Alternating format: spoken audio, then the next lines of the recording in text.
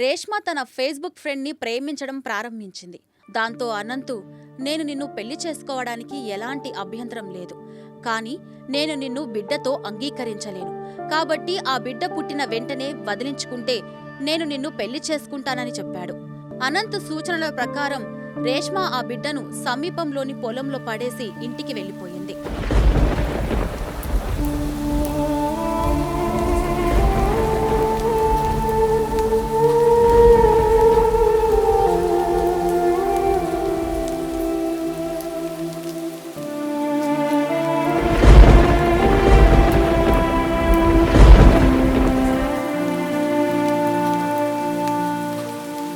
ఇలాంటి మరిన్ని interesting videos కోసం మన స్పాట్ ఛానల్ని వెంటనే సబ్స్క్రైబ్ చేసుకోండి.